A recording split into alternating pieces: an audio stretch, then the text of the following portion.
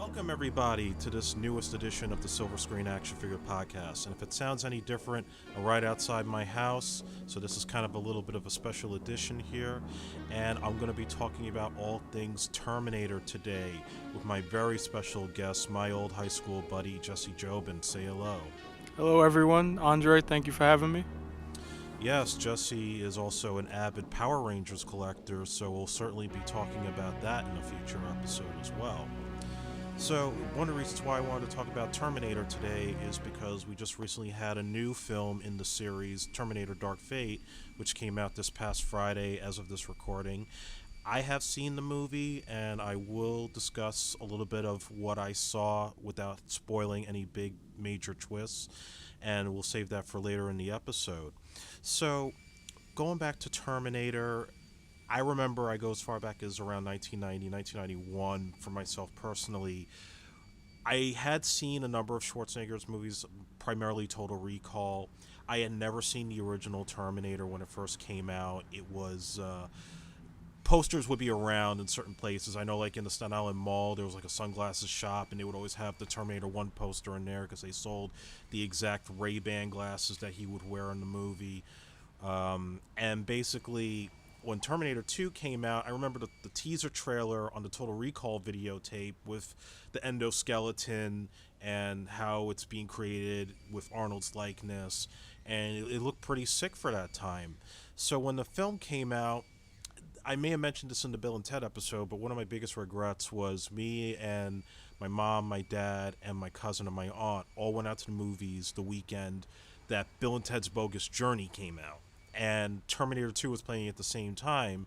So I ended up going and seeing Bill and Ted because I was a big fan of the original one while my parents went to go see T2. And when the movie was done, T2 was still playing. So me and my cousin snuck into Terminator 2 towards the end when he shoots the T-1000, says "Hasta la vista, baby." And I was like, man, we should have seen this. This is really amazing. You know, we had to wait like several months till we finally saw it on home video, and it was like, oh my god, this was like one of the biggest, best things I'd ever seen with all these effects and Arnold and, you know, the chase with the bike. My god, you know. What was your earliest memory of the Terminator franchise? Well, I wasn't born when the first one came out, so I didn't see that until later on. I do remember going to the movie theater to see T2.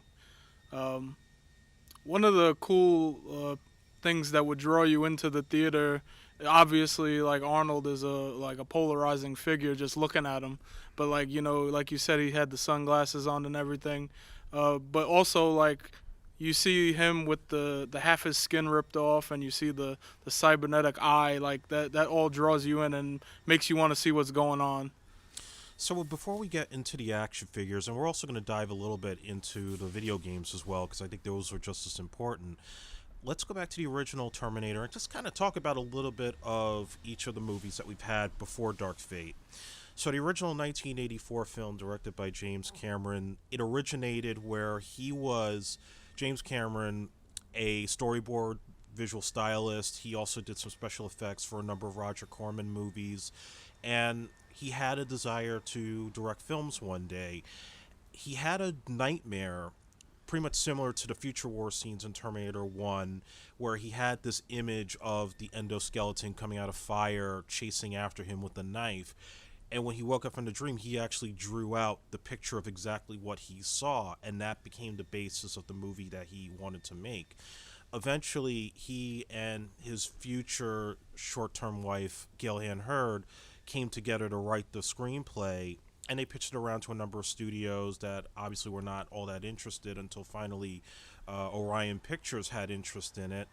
Now, he went into a pitch meeting with actor Lance Hendrickson dressed up in what he believed his vision of the Terminator was, which was somebody that in its human skin can infiltrate anywhere and be unsuspectable. And he had Hendrickson literally storm into the pitch meeting looking like a punk rocker and scaring the living daylights out of the execs in the room. So right there, he set the tone. Now, of course, the studio didn't want Hendrickson because he wasn't a big star, and they ended up having him play one of the cops in the movie. They actually want O.J. Simpson to play the part. and because he had that big brolic size and he was a name, and they were considering Arnold Schwarzenegger, hot off of Conan, to play Kyle Reese, the resistance hero sent to save Sarah Connor. Now, there was reluctance about Arnold because, he had limitations as an actor, but the next thing you know, they said, well, go out and talk to him. Just, have a little meeting. And Cameron was already reluctant to do it. So he goes and meets with Arnold, and Arnold's got that winning personality of his where he was able to charm Cameron and told him his ideas. But his biggest thing was whoever plays the Terminator has to be bigger and scarier than he is. And that's when he realized, James Cameron, that Arnold should be playing this part, because he gets it. He gets exactly what I'm trying to do, and I can reconfigure it. And so they went back to the execs. They were in favor of it. O.J. Simpson didn't work out because they realized maybe he's too nice of a guy to be playing the Terminator, Nobody knowing, what was going to come a decade later. And, next thing you know, you get Michael Biehn as Kyle Reese, you get Linda Hamilton as Sarah Connor, and they're both pretty much, TV actors. They also did a lot of stage work, and they were put through hell on that film. Just endless nights in LA, shooting at times without permits, being chased around in the dark, and Cameron pushing them to their physical feats, which he would do in many other films. Yeah, I know.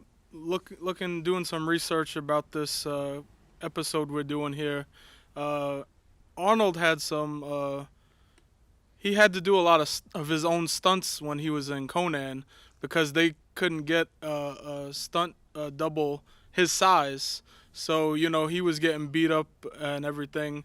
So now it seems like he was gonna have to do the same thing again, along with his fellow actors in this Terminator 1.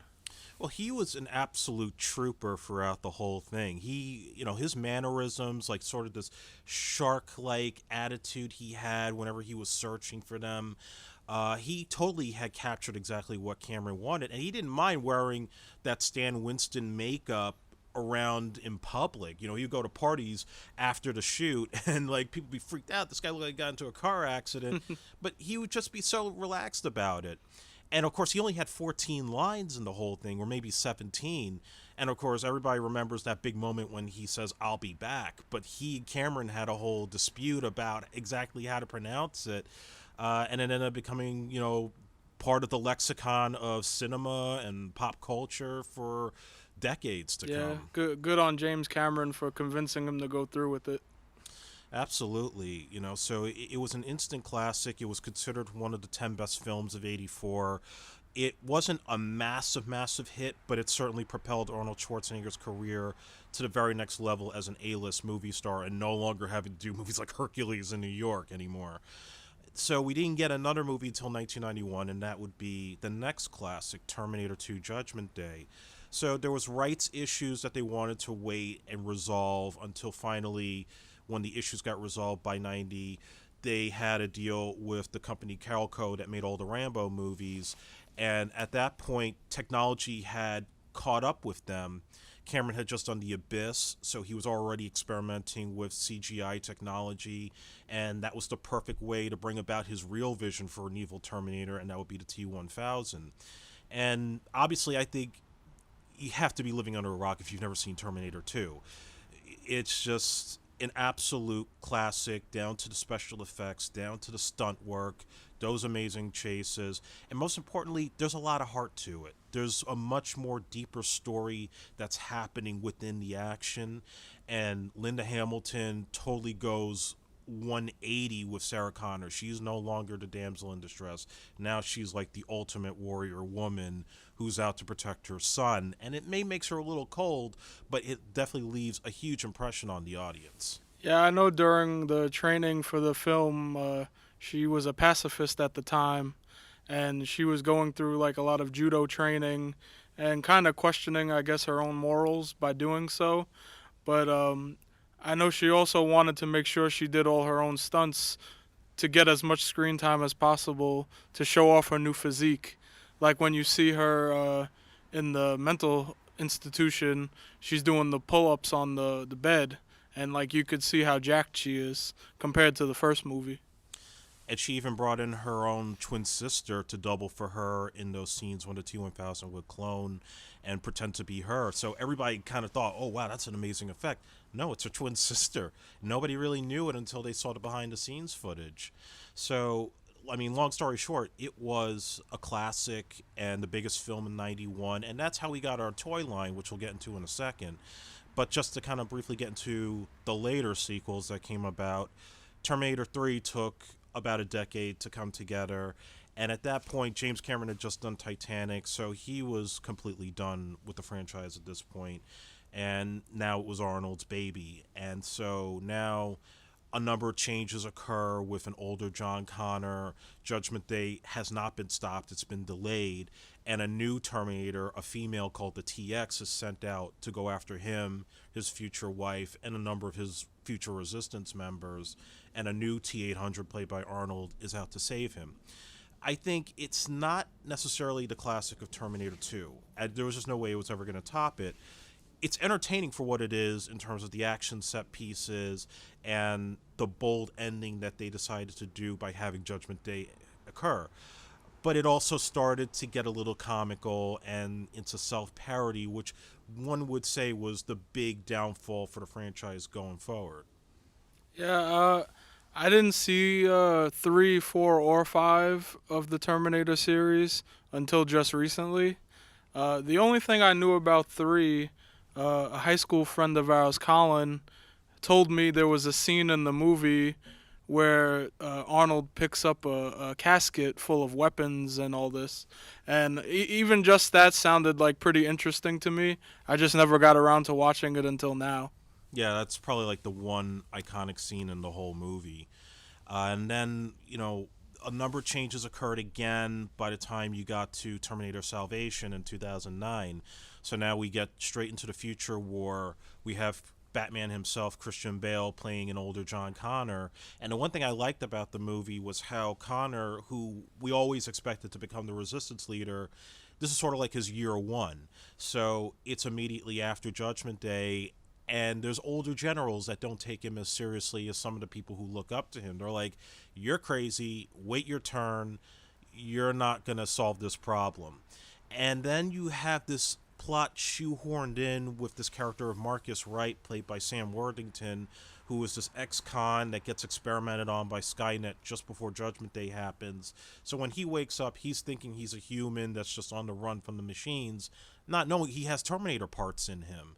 So it really becomes this weird split narrative of he's like the real star, John Connor is more like the supporting player.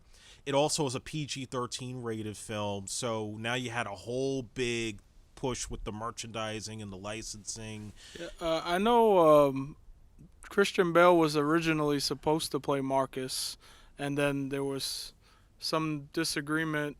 So now you had two main characters in the movie that you, I guess, have to follow. One of the things I did like about Salvation was the idea of Marcus being a human and then becoming, well, not knowing he was a cyborg at the time. I feel like it kind of gives you the idea of why John Connor eventually turns the T-800, giving him more human emotions and stuff in T2. He had to learn all those things, whereas Marcus was already human and knew all these emotions. Yeah, I just felt like the film was just a missed opportunity because, when you look at Terminator 1 and 2 and you see those future war scenes, it looks like a nightmare apocalypse in the future, and Cameron captured that so well. Now to see this film where it was just a lot of bleach bypass looks in the daytime, it just never felt right. And sadly, the movie is probably more infamous for the on-set incident with Christian Bale yelling at the cinematographer. Yeah.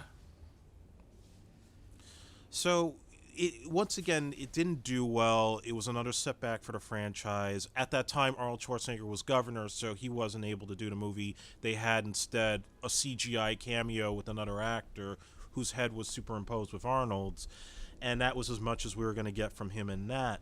But after his governorship had ended, he finally came back to the franchise, and what I thought was the worst entry in the whole thing, and that's Terminator Genisys.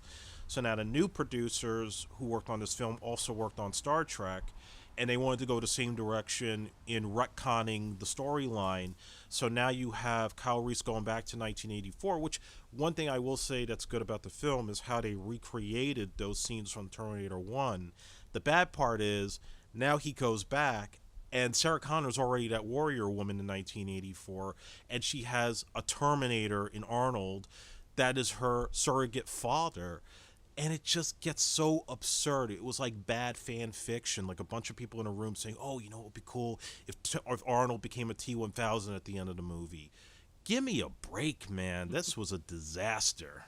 Uh, Unlike Andre, who lives, breathes, and dies movies, I've been told I'm a bad movie critic, but I did enjoy the idea that the T-800 goes back and protects Sarah while she's a child, and we see him actually age, and now he's got this the moniker of Pops, and they still kind of call back to T2 where he's doing like the creepy smile and everything, and I like that kind of stuff.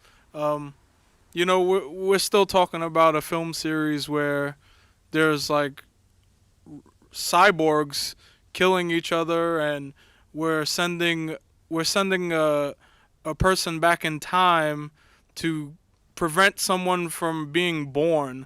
Like I just kind of take it for what it is. I don't really look too much into the logic, but there were some convoluted timelines in that one, but I don't look too much into it. Yeah, so now we circle back to the action figures, which started out with Terminator 2. Kenner would handle the licensing as they had done with Batman and Police Academy and Ghostbusters, among various other franchises, Star Wars. It was a weird kind of deal where, once again, when they made this movie, there was no intention to make any merchandise out of it. The first one wasn't a kids' movie, and neither was this one. But given Arnold's popularity at that time and the film's success, they couldn't help themselves. So they decided right after the film to start making a bunch of action figures and vehicles, and many of which were in Arnold's likeness. And much like Batman, there was a whole different variety of Arnolds with different types of accessories and features. So one of the ones I remember in the original set is the Battle Damage Terminator. So this is him in a gray tank top. He's got the trademark shotgun, and his chest explodes apart. So when the chest falls out, you see the inside of the endoskeleton. It's probably one of the better figures that looks like the movie. Yeah, I remember having this one as a kid. I like the look of the figure itself, but what I really like is the card on that it's placed on, where you see the half Arnold face, half T-800 face. Yeah, that was totally from all the teaser trailers and posters. I mean, that was one of the cool things. Like that image that you would see on the card would suck you in right away. Absolutely. The other famous figure that is probably widely known is the Power Arm Terminator. So this is Arnold in the leather jacket and the pants. He has a red shirt instead of the gray shirt that he had in the movie. And he also had his half of his face ripped. So half of it's Arnold, half of it is the endoskeleton inside. His arm would also detach, so he would have one that would shoot a missile and another arm that's just like his endoskeleton arm kind of ripped up, and it shoots out a spike, which is totally ripped from RoboCop. And there's a lot of parallels with this and the RoboCop toy line that Kenner would do. Yeah, I'm not totally sure why they went with the look that they did with the shirt. It almost looks pink, but it's still got the cool ripped face, and the arm. There's some cybernetics coming through on there. Um, what I really like about it is he's wearing the bullets across his chest. Yes. I think that's a pretty cool addition to the toy. Yeah, I mean, even just like the fact that they decided to go to red shirt instead of gray always made me wonder if there was ever a plan for a Terminator cartoon at this time. Yeah, I recall seeing the red shirt a lot in like a lot of the stores. I remember going to Woolworths as a child and seeing that particular figure a lot. Then we had the Techno Punch Terminator, and that's just the endoskeleton T-800 model. And again, one of the most accurate ones in the line.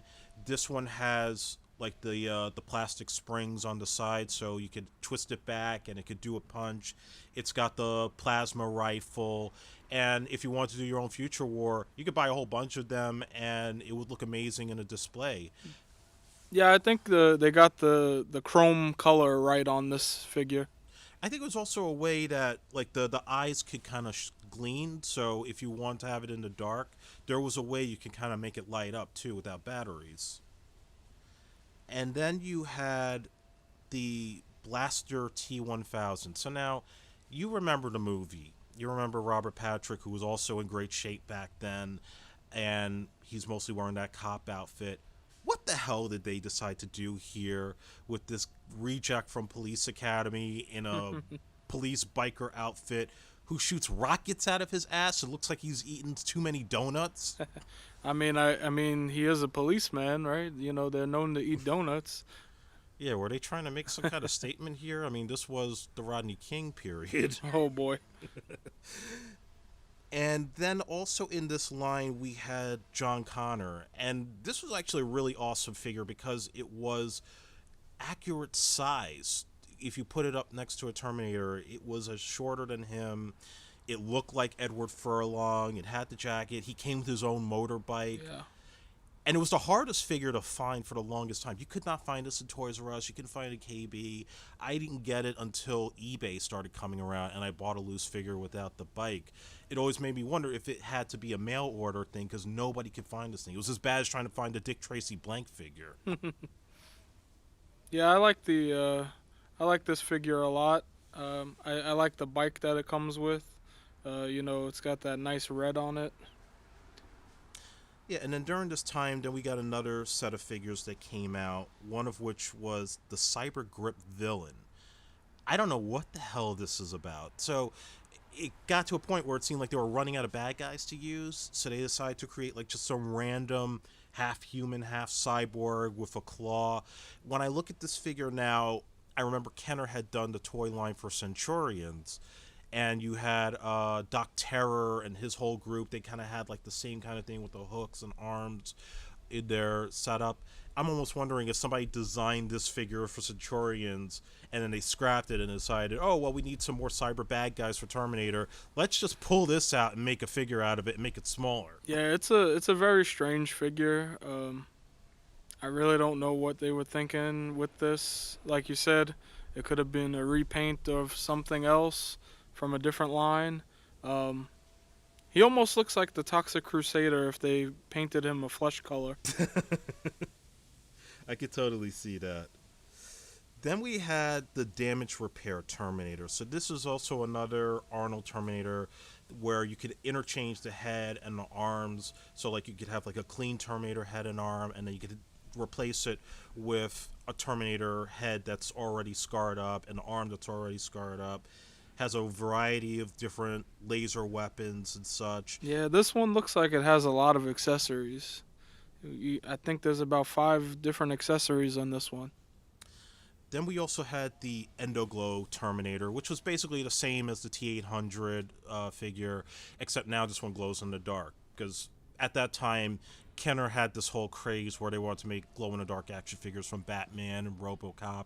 They added it here. It's kind of cool. I had it. And I think they had 2 different versions of the accessories with different paint setups. It's all right. I mean, it would be cool to have as a kid. It just seemed like another reason to just get more money out of the kids. Yeah, I don't know how I feel about this figure because I feel like they attempted to do a nice job on the figure itself with the paint, but then when you look at the flamethrower accessory, it's like just solid black with like this like really like pastel orange. Like, is that supposed to be the flame? Yeah, it's supposed to be the flame, but I think it shot out like a missile. Yeah, but like if you look at it, like the color scheme on that compared to the actual figure, it's just like night and day. It's very weird. Yeah, no, very bizarre. It actually kind of looks like Noob Saibot from Mortal Kombat. Yeah, I could totally see that one too. Then we got a more improved T1000. This is the exploding T1000. So they made this where now it's a little bit better than what we, actually a lot better than what we got before, even if it's not exactly looking like Robert Patrick. But what this has is half of its body is the T1000 with the cop uniform and half of his face. The other half is the endoskeleton T1000 looking like a Silver Surfer. It's got the sharp stabbing knife on one arm. The other one is just the liquid metal arm. And it explodes apart. So when the chest explodes, it also explodes from the back. And you see the liquid metal inside of him. They kind of did this with Beetlejuice. And I mentioned in the last episode there was like exploding Beetlejuice that would blow apart. And you see like the bugs inside of it. And this one also had some weapons that were recycled from the RoboCop line that some of the bad guys would have in it. Yeah, I like the look of the liquid metal part of this figure. Uh, I'm not sure how I feel about the figure as a whole, though. I don't really love the half and half look here. The I guess maybe for safety reasons they couldn't make the blade look more like a blade.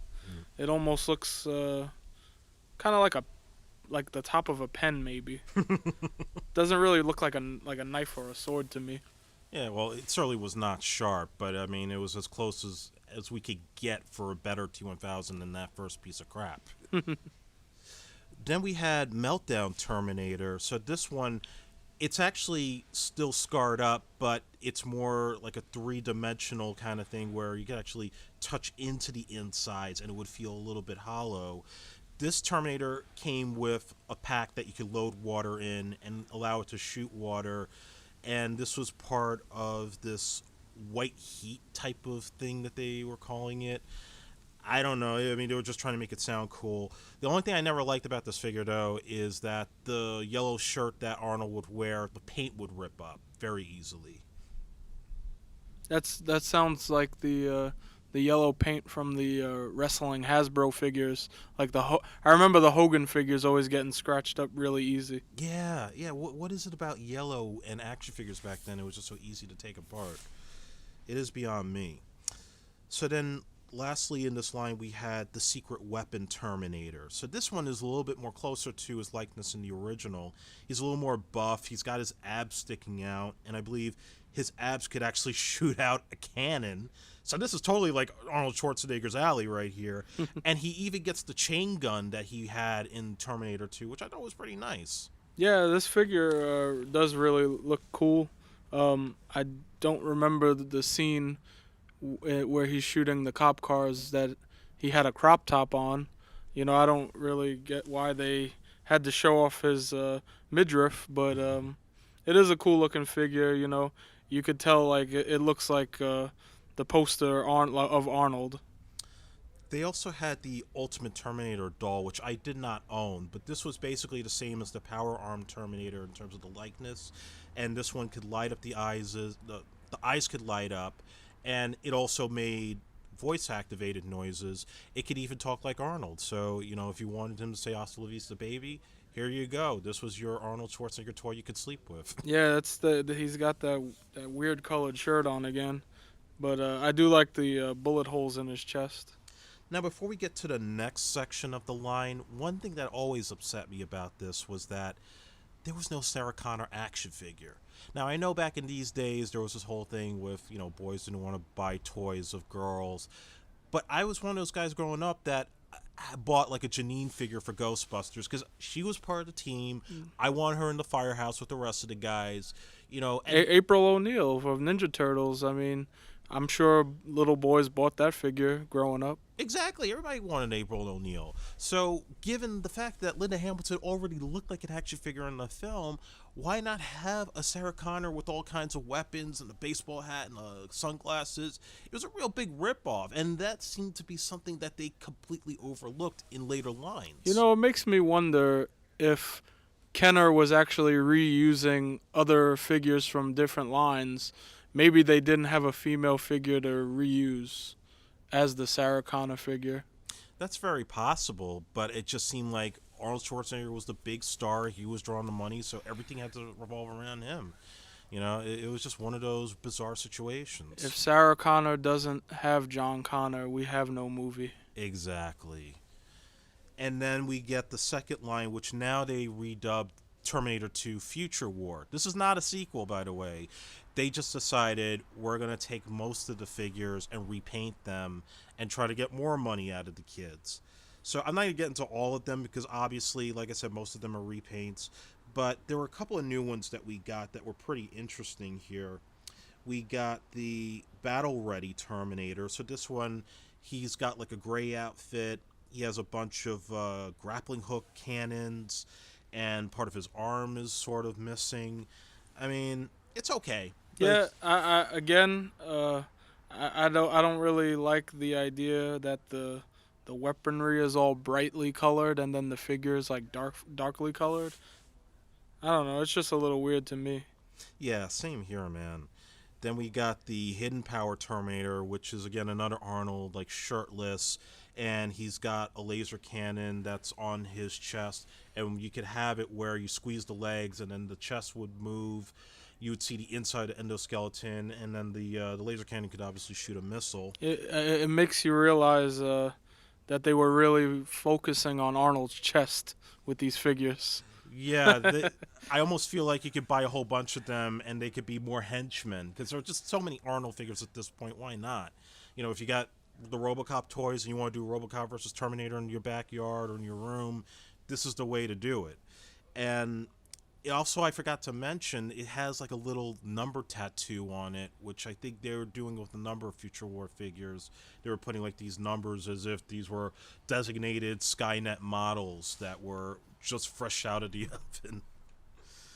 Then we got another villain, a villain named Chromium, and this was like one of these like Terminator-looking devil characters that I always used this like it was supposed to be Skynet. Like this was if the Skynet had some kind of Terminator form, this would be it. Yeah, it almost looks like if Ultron fused with Shredder from Ninja Turtles. Yes. And like his body kind of stretches out to make him taller.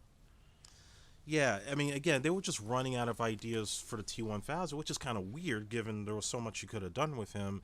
So they were just making, random bad guys when there could have been opportunity not only for a Sarah Connor, but they could have gone back to Terminator 1 and made a Kyle Reese or made some Resistance soldiers.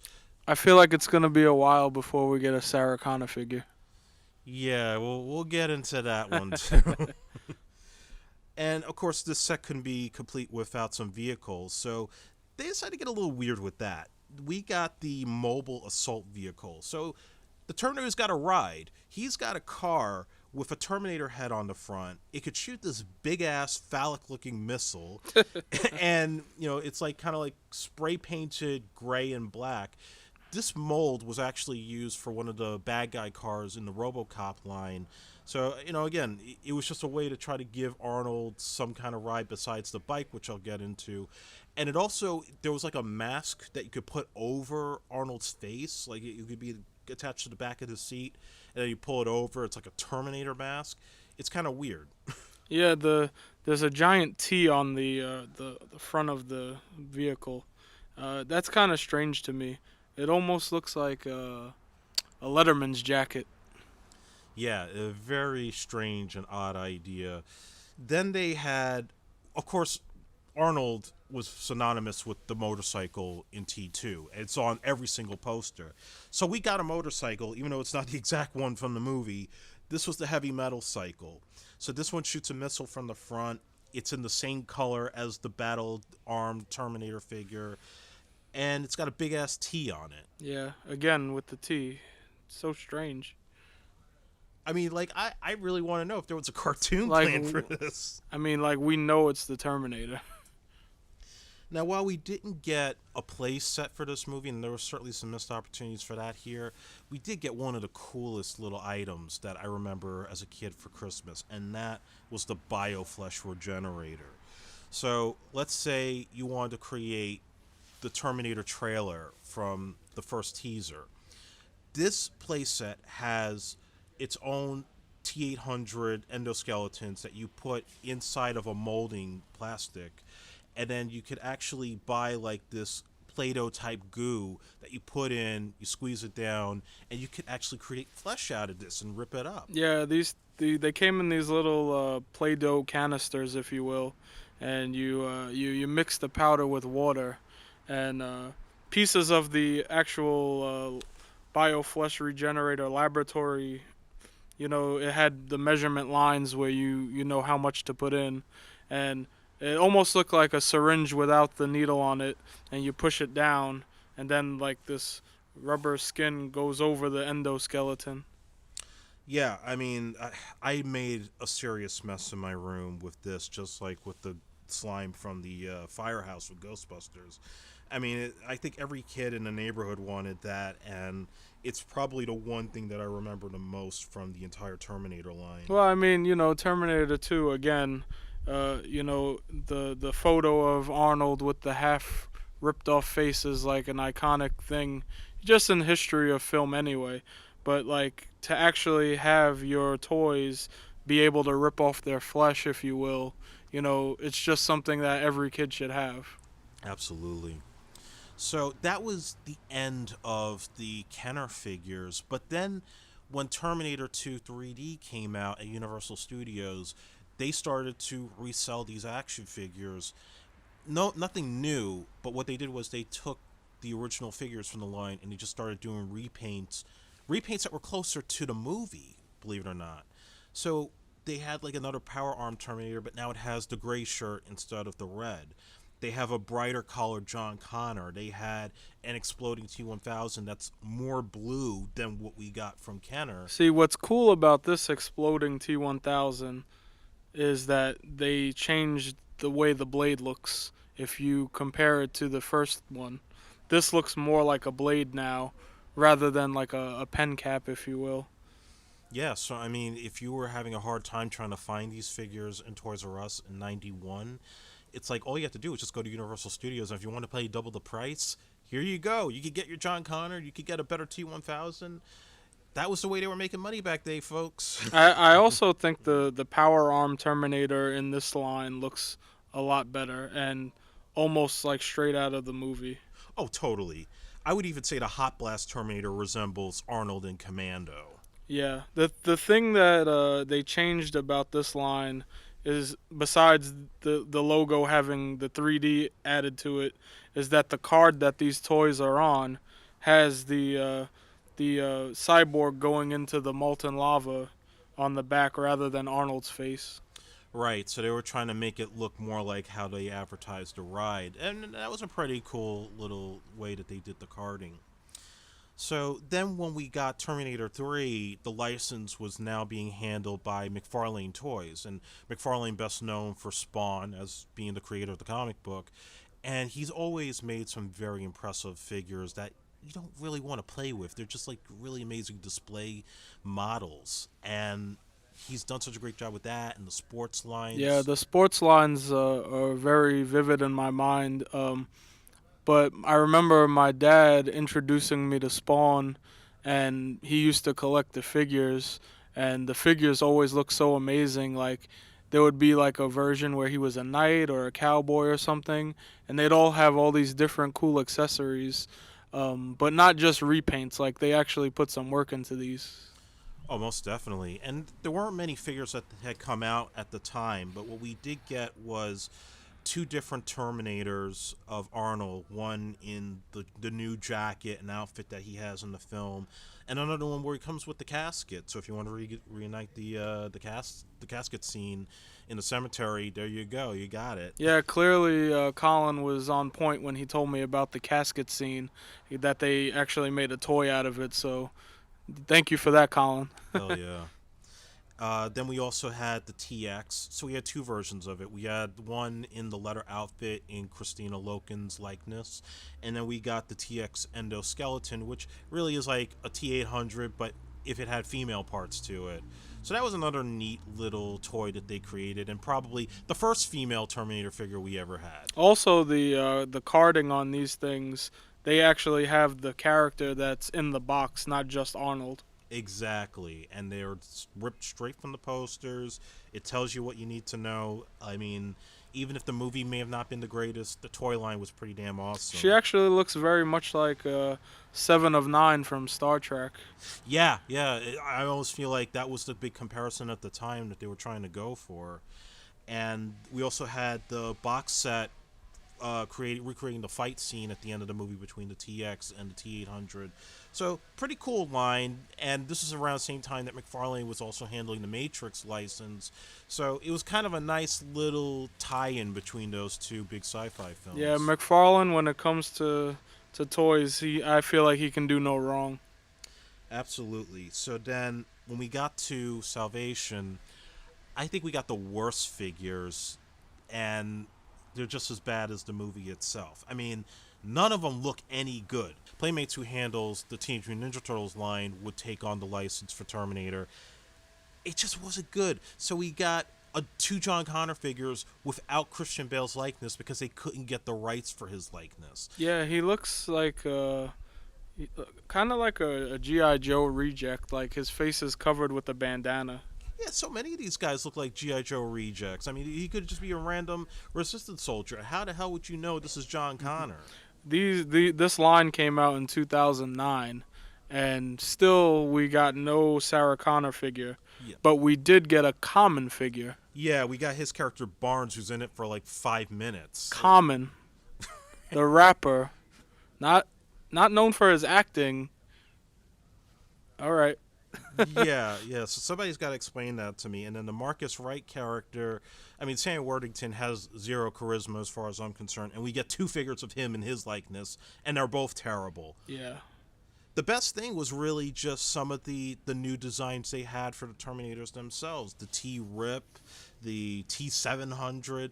I mean, those are the ones that were the most accurate to the movie, but it's kind of forgettable. Yeah. The other John Connor figure also, this time his lower half of his face isn't covered. The top part of his head is covered with goggles and like a helmet. But I do kind of like, besides the TRIP, I do like this T1 figure, the big cyborg with the tread feet and the big Gatling guns on the sides for arms. Yeah, that totally looks like something that they had recreated from Terminator 1, because we never got a lot of those vehicles that they showed in the Future Wars when Kenner did it. So it was kind of nice that at least here there was that opportunity to do that. Yeah, these TRIP figures, though, I really like the way they painted the chrome on there. So at that time, as I said before, they were going on a merchandising blitz with this movie. We got like Terminator heads that kids could wear for Halloween. There were John Connor costumes. There were even like Terminator arms you could buy. But one of the coolest things that they did that you mentioned the other day, they recreated the BioFlesh playset. Yeah, they recreated the bio regeneration set. I believe they called it the Cyber Skin Regenerator in this Yes. line. They did do a lot more to make it look more like a kind of like a cybernetic factory, line. It looked more like a laboratory, if you will, where these cyborgs are being created. So that was pretty cool. I guess because the movie didn't do so well, a lot of people probably didn't know that they came out with that again. I certainly didn't know about it at the time myself, because I mean you rarely ever saw the figures in the stores. By the time the movie came out, they were already in the closeout section. But as I also remember from that, like the flesh looked a lot better. It looked Yeah. more like actual human flesh than just pale white dough. Yeah, I mean, considering how many years later it was, things probably become more advanced, and I guess hats off to those guys for recreating it for kids who, or at that time adults now, who remember that playset from being a kid. Yeah, so at least we got something Yeah, right. nostalgic purposes. So then from there, NECA would take over the Terminator license right around 2000. Well, they had taken it over just before Salvation, and they were really knocking it out the park with a number of the toys that they were making, some of which were based on Terminator 1, a lot of it based on Terminator 2. Yeah, they came out with T2 first in '09, I believe. Yes. And then they went back and did a line of the T1 movie in 2011. And we finally got a Sarah Connor figure at this point. And they put it in a box set where you could change her head, change her arms. I mean, like, finally we get it, but it's already way too late, so it's really more for adult collectors than it is for kids. With the Terminator 1 figures, we got some deadly accurate versions that look just like the movies with real clothes.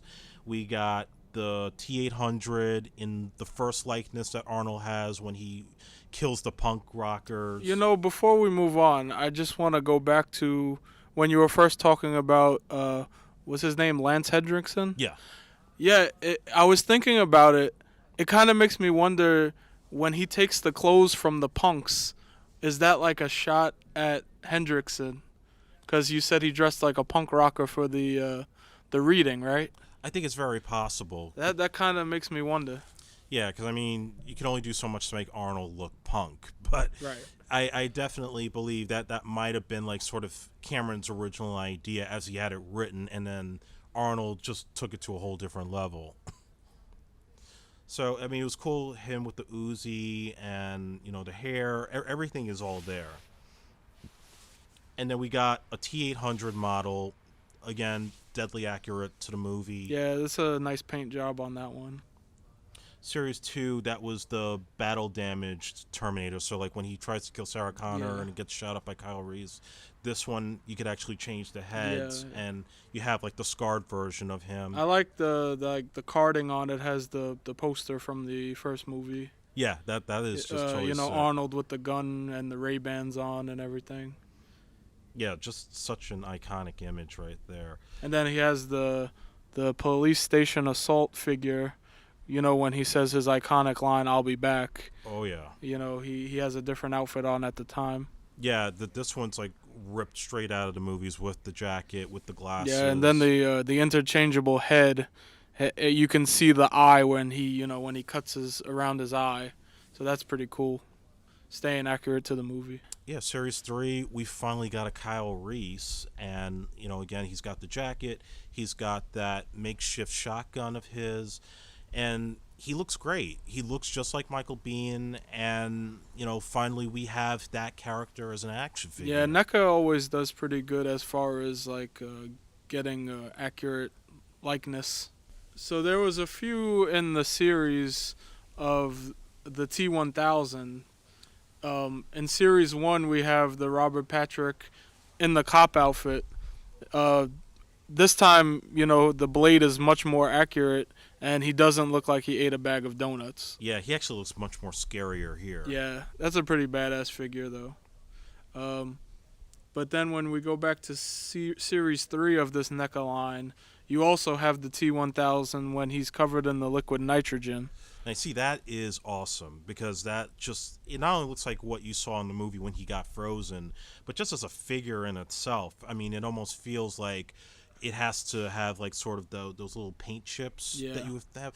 It's really awesome. Yeah, I guess that particular figure, it has a special packaging because it says T220. I guess the 20th anniversary, and it has, like, the 0 of the 20 is like the red eye of the Terminator. That's really awesome. Yeah, that's pretty cool.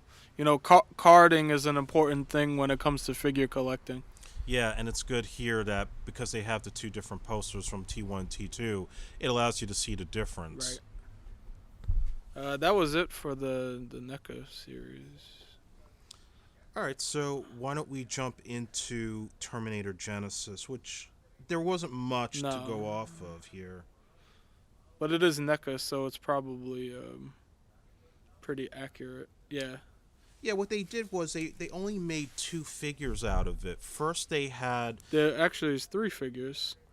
Are there 3? Oh, yeah. It's just one of them is the same person. Right. I think it was just 2 of the Arnold figures. Yeah, you got one that's like old man Arnold Pops with the gray hair. But then you have, like, regular Arnold T-800. The carding on here is nothing really special. But then you also have the T-1000 in the police disguise. Yeah, and it's not the Robert Patrick one. It's the Brian Hun Lee who played the T-1000 in the movie. I think that's as far as you really needed to get from here, only because the movie itself wasn't that good. So I don't think any kids really wanted a Jai Courtney as Kyle Reese. I mean, if anybody does, they should be taken to psychiatry. Although I'm a little surprised that, well, I guess considering we didn't get a Sarah Connor for like 20 years, why would they make Amelia Clark as Sarah Connor, right? Exactly. But Only I mean, just her name alone, you'd think maybe they'd want to capitalize on it. yeah, I mean, the Game of Thrones fans probably would have wanted a figure of that, Yeah. but not me. It's got to be Linda Hamilton or it's nobody else. And that's also true when it comes to the Sarah Connor Chronicles, which thankfully did not have a toy line, as far as I know. Yet it did get played by another Game of Thrones character. That's right. Strange. There was a fetish with that. Who knows? And let's talk about the Funko reaction figures, because they also did a really bang up job recreating toys from Terminator 1 and 2, but now in the size and likeness of the Star Wars figures in the 3/4 Yeah, inch line. that's the one thing I like about the Funko reaction toys. I mean, me personally, I prefer the Funko Pop vinyls, the bobblehead ones. But as far as the reaction goes, I do like that it's kind of like a callback to the old Star Wars toys, like you said. You know, like the little black card. You know, that's cool to me. It's nostalgic. Yeah, it's definitely nostalgic, and it feels like if there was figures for Terminator 1 and 84, these are perfect.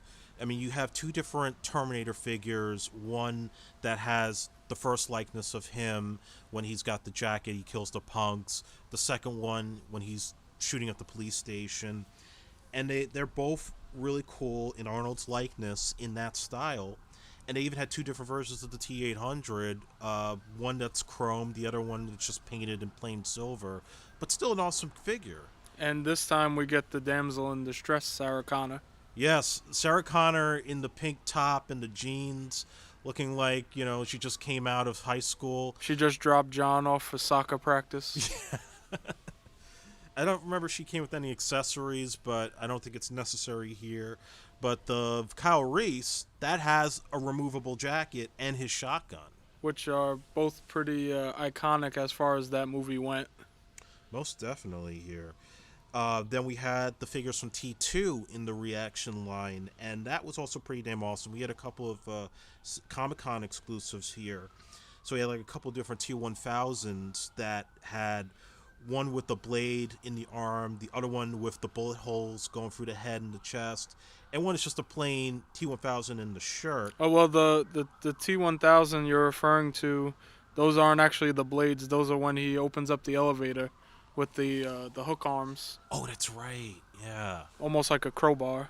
Yeah. I really like the Sarah Connor figure in this. This is the figure we should have got as children. Oh, hell yeah. I mean, it's got everything that you needed. It's got her M16, the hat, the glasses. Kenner should have made this. Very Sonya Blade-like. Yeah, no, that definitely looks accurate to Sonya Blade. Yeah. Although I do prefer the original John Connor figure from the Kenner series over this one. Well, this one doesn't have the bike. It's all about the bike. Yeah, I think it said it has like that little computer thing in his hand that he used to like hack into the Right. ATM. But I mean, 1, 2, 3, 4 Robert Patricks. Yeah, I forgot to mention the patrolman one Yeah. where he's got the Uzi. Again, like, is that standard police issue Uzi? Like, do cops just carry around Uzis? There might have been a Leave a comment. Let me know about that. Yeah, I mean, look, there was like a TJ Hooker figure from Spain that had like an M16 machine gun. Man. Like William Shatner with the machine gun. And then we got a really cool Terminator that's also really accurate to the movie with the shotgun and the leather jacket. And it's the only Arnold figure that I see here. So, pretty good job here with reaction. I like that this particular T800 is holding both guns, the shotgun and the handgun. I think that's pretty cool because when you remember the movie, like, he was cocking the shotgun with one hand. Yeah, no, that was one of the things I remember most, especially like in the bike scene. Yeah. And there was not too much else. I mean, there's so many other figures you could go through, but those were like the main ones that I recall. And there was also the Rock'em Sock'em Robot style Terminator toys, where you had like the Terminator and the T-1000 fighting Rock'em Sock'em Robot style. And I actually remember getting this for Christmas, and I played with it for a little bit before I put it away. But that was pretty cool too. And again, I believe in the Rock'em Sock'em Robots figure. He had that weird reddish pink shirt on, and it had like the two bullet holes in it. Yeah, weirdly enough, Kenner had nothing to do with this, so it was kind of funny that there was just this obsession with the red shirt. You know what I would kind of like to see that they never did? Maybe for another vehicle to add to one of these lines. Maybe not the reaction series, but when the T-1000 is driving the truck. Oh man! I mean, we got John Connor's bike. Like maybe you could have had him in the broken up truck. Like that would have been pretty cool, I think. I would have loved that and like a play set to go with it, like that whole little tunnel part. Yeah, yeah. That would have been nice. And if there was like more future war figures, I would have liked if they had that truck that not John Connor, Kyle Reese jumps on the back of the truck. He's shooting the lasers from the back. Right. That was such an iconic moment in both movies. It's amazing they never did that. So, like I said, that's really it in terms of the figures. But now I'm going to talk a little bit about Dark Fate, only because it's the most recent film, and there are some figures for this out right now. So this movie once again makes the attempt to be a direct sequel to Terminator 2, completely ignoring anything from Rise of the Machines and afterwards. And I gotta say, despite the hype, despite having Tim Miller from Deadpool directing, despite James Cameron being a co-writer on the original script, it didn't work for me. There were improvements in terms of the action and some little twists here and there that I thought were kind of interesting, but it just seemed like they were just picking apart things that the writers liked from the past movies and just threw them all in and thought they were going to improve this thing. And other than Linda Hamilton's badass performance, there was nothing else. By the end of the movie, I didn't care for what was going to happen next, because it was just now we're recycling the same story all over again. And I also felt it got a little too political for my taste. I've yet to see Dark Fate, although I do plan on seeing it still, despite the not doing so well in the theaters right now. I enjoy the Terminator series overall.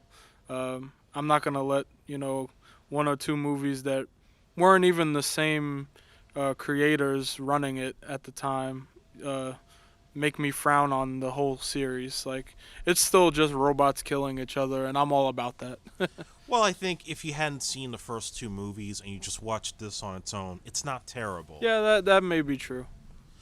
Yeah, I mean, like I said, there are those improvements, way bigger improvement over Genesis, but still not enough to have me invested for more. I would like to talk about the Terminator Dark Fate Funko Pops, the pop vinyls. Yeah, they made some really good vinyls for this. They have two versions of Arnold, two versions of Sarah Connor, Linda Hamilton, and then they have the Rev 9. So the two Arnolds, it's him with the, leather coat and shotgun, but this time he's got like the old man beard and the sunglasses on. Yeah, the big ass sunglasses. Now with the Funko Pops, they usually have like a chase pop, which is like a more rare pop to find. Like you like if you ordered it online, like there's like a 1 in 10 chance you might get that one. So the other Arnold pop has like half his face missing, and you see the one red eye and like the cyborg endoskeleton sticking out. Then the Sarah Connor one, it's what you see in the trailer. She has like a tan vest on with the shades. Obviously she's much older in this movie, and she also has a shotgun. But then the chase version of her figure is holding a cell phone and a bag of potato chips. Andre has seen the movie, so he does know the significance to that. I do not yet. There is a significance to the potato chips. Then the Rev 9, it looks more like a much darker endoskeleton. You can see a little silver on it, but it's more black looking, and it has like two red eyes. and it has a skull that's like very villainous looking, not like a human skull. Mhm. But so far, that's all we got from this movie as far as the Funko Pops go. Yeah, we're definitely going to do a future episode on a number of the vinyls at some point. It'll be like its own special episode. Also, NECA did put out two action figures from the movie. They got the older Arnold T-800 with the beard and three different machine guns and an interchangeable head, so it has like the old school Arnold from Terminator 2 that you can replace with. There's also a Sarah Connor figure of her current film likeness. She's got an M16, she's got a shotgun and a pistol, and the best likeness of Linda Hamilton that I've Yeah, seen. this figure is really nice. I think I said it earlier, but NECA does a very good job as far as I guess scanning the actual person's likeness. But it looks spot on. Hell yeah, and you could also change the head to have the one with the glasses on it. And I also want to talk a little bit about the video games. I know it's kind of rare to talk about video games on this podcast, but that was also the other thing that was sort of synonymous for me growing up with Terminator, where all the number of video games they had for Super Nintendo, for the Nintendo and the Sega, and probably one of the more famous ones was the arcade game, the shoot 'em up one. Yeah, the arcade game. I mean, that's the first one that comes to mind when I think about it. Um, you would have like the gun was the controller, I believe. It might have been a Uzi. I don't. Yeah. Again, I don't know if that's standard police officer issue, but yeah, you would be holding the Uzi, and there would be like a row of resistance, your fellow resistance soldiers in front of you, and then like all these cyborg Terminators would be popping up from all sides of the screens. Yeah, but I believe it was from Midway, the people that made Mortal Kombat. Yeah, it's the same type of graphics, and they even get Robert Patrick and a number of other actors to appear in the game as people that you could actually shoot up at. Yeah, but besides the arcade version, I would say the Sega CD version of RoboCop versus Terminator Oh my god. is another one that is vivid in my mind. I remember there being a lot of blood.